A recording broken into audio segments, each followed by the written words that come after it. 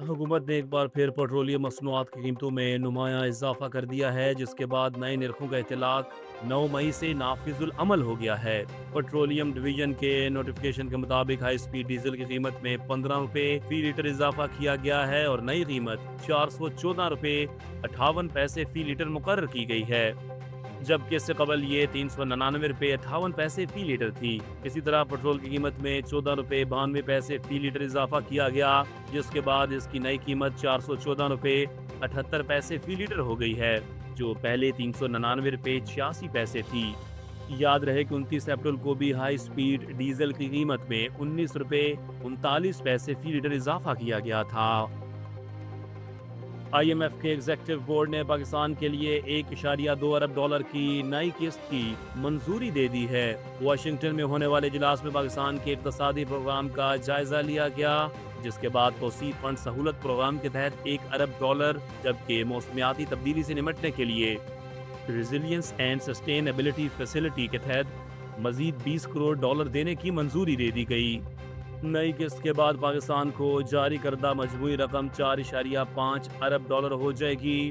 पाकिस्तान ने बिजली और गैस की कीमतों में भी बरवक्त एडजस्टमेंट, सख्त मालियाती नज़्म-ओ-ज़ब्त, तवानाई शोबे में इस्लाहात और टैक्स निज़ाम में बेहतरी समेत मुतअद्दिद नई शराइत मान ली हैं। जबकि हुकूमत ने गरीब तबके को महंगाई से बचाने के लिए टारगेटेड सब्सिडी देने और मुआशी इस्तेहकाम बरकरार रखने की यकीन दहानी भी कराई है। अमरीका की मेज़बानी में इसराइल और लबनान के दरमियान 2 रोज़ा अमन मुज़ाकरात 14 और 15 मई को होंगे। अमरीकी महकमे खारजा के मुताबिक मुज़ाकरात में जामे अमन मुआहदे, लबनान की खुद मुख्तारी, सरहदी तायुन और सिक्योरिटी अमूर पर बातचीत की जाएगी, जबकि खिते में देर पामन और इस्तेहकाम के क़याम पर भी गौर किया जाएगा।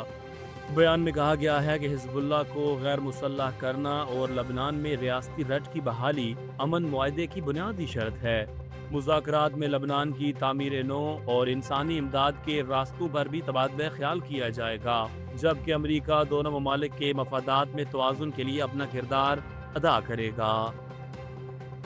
पाक फौज के शोबा ताल्लुकात आमा ISPR के मुताबिक सिक्योरिटी फोर्सेज ने खैबर पख्तूनख्वा के अजला, टांक और डेरा इस्माइल खान में 2 अलग अलग इंटेलिजेंस बेस्ड ऑपरेशंस के दौरान भारतीय सरपरस्ती में काम करने वाले फितनतुल ख्वारिज के 5 दहशतगर्द हलाक कर दिए। बयान के मुताबिक 7 और 8 मई 2026 को ख्वारिज की मौजूदगी की इतला पर कार्रवाइयाँ की गई, जहाँ टांक में शदीद फायरिंग के तबादले के दौरान 4 दहशतगर्द मारे गए, जबकि डेरा इस्माइल खान में 1 दहशतगर्द हलाक हुआ। ISPR के मुताबिक दहशतगर्दों के कब्जे से असलहा और गोला बारूद भी बरामद किया गया और हलाक दहशतगर्द मुतअद्दिद कार्रवाइयों में मुलव्वस थे। इलाके में मजीद दहशतगर्दों की मौजूदगी की वजह से सर्च और क्लियरेंस ऑपरेशन जारी है, जबकि नेशनल एक्शन प्लान और अज़म इस्तेहकाम विजन के तहत दहशतगर्दी के खिलाफ कार्रवाइयाँ पूरी कुव्वत से जारी रखने के अज़म का इआदा किया गया है।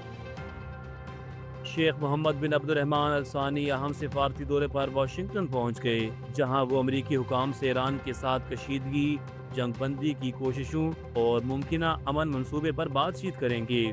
कतरी सिफारत खाने के deputy chief of mission Abdul Fattah ने अमन का सफीर करार देते हुए कहा कि कतर खिते में कशीदगी कम करने और सिफारती हल के लिए सरगर्म किरदार अदा कर रहा है।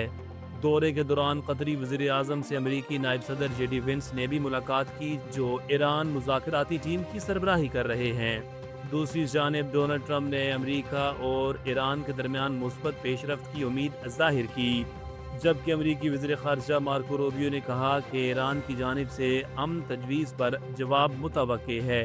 मुबस्सिरीन के मुताबिक कतरी वज़ीर आज़म का ये दौरा अपना हुर्मज़ कशीदगी और अमरीका ईरान तनाज़े के मुमकिना हल में अहम पेशरफ्त साबित हो सकता है।